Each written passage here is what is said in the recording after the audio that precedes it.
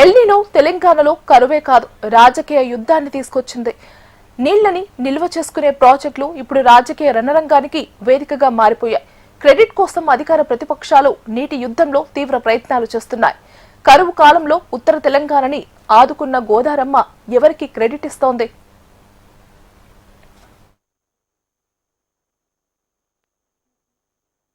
El Niño ప్రభావంతో ఈసారి తెలంగాణలో వర్షాభావ పరిస్థితులు నెలకొనే అవకాశం ఉందని వాతావరణ హెచ్చరికలు వచ్చిన వేళ 3 రోజులుగా ఉత్తర తెలంగాణలో కురిసిన విస్తార వర్షాలు పరిస్థితిని పూర్తిగా మార్చేశాయి. ఎగువ ప్రాంతాల నుంచి భారీగా చేరిన వరద జలాలతో గోదావరి ఉప్పొంగింది. ఫలితంగా శ్రీరామ్ సాగర్, శ్రీపాద ఎల్లంపల్లి వంటి కీలక ప్రాజెక్టుల్లో నీటి నిల్వలు గణనీయంగా పెరిగాయి. ముఖ్యంగా శ్రీపాద ఎల్లంపల్లి ప్రాజెక్టు దాదాపు నిండు కుండలా మారడంతో హైదరాబాద్ కు తాగునీటి సరఫరాతో పాటు ఉత్తర తెలంగాణలోని పలు జిల్లాల సాగునీటి అవసరాలపైన ఆశలు చిగురించాయి. అయితే ఈ పరిణామం రాజకీయంగానూ చర్చనీయాంశంగా మారింది. ఈ నీటి లభ్యతకు అసలు కారణం ఏ ప్రాజెక్ట్, ఎవరి ప్రణాళిక అనే అంశంపై అధికార ప్రతిపక్షాల మధ్య క్రెడిట్ వార్ మొదలైంది. శ్రీరామ్ సాగర్, శ్రీపాద ఎల్లంపల్లి వంటి ప్రాజెక్టులే ఉత్తర తెలంగాణకు ప్రధాన ఆధారమని, ప్రస్తుతం కాళేశ్వరం బ్యారేజీల అవసరం లేకుండానే ఎల్లంపల్లి ద్వారా సాగునీటి అవసరాలు తీర్చే పరిస్థితి ఏర్పడిందని కాంగ్రెస్ వాదిస్తోంది.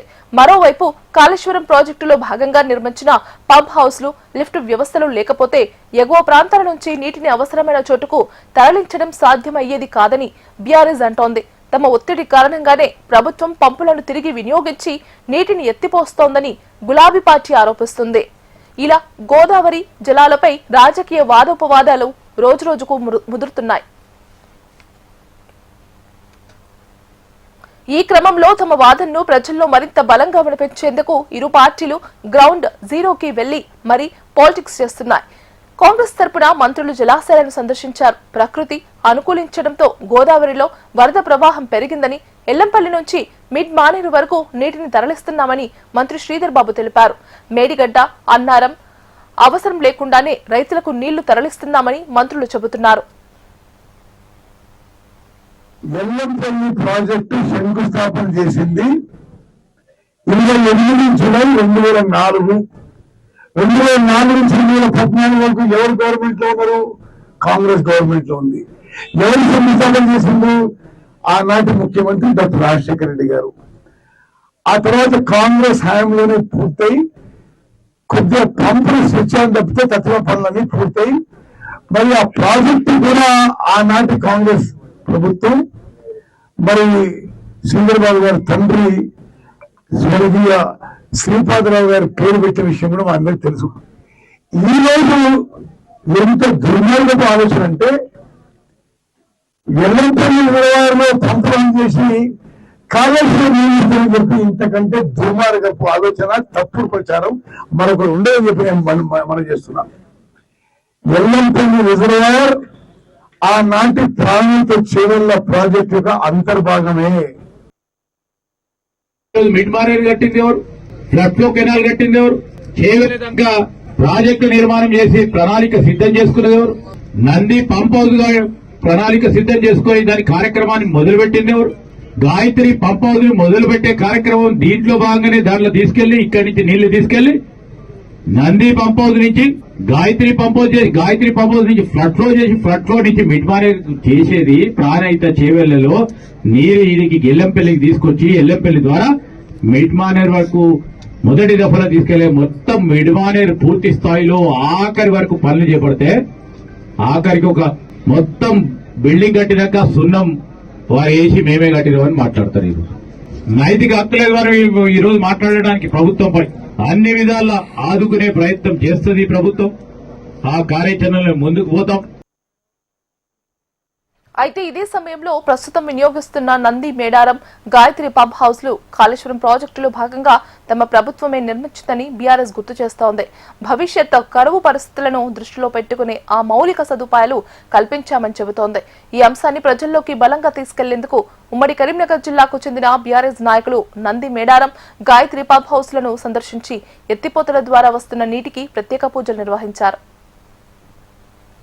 ఇప్పటికైనా మంత్రులు తెచ్చుకోండి. మేడిగడ్డ నుంచి గాయత్రి పంపు దాకా ఎక్కడ గ్రావిటీ లేదు.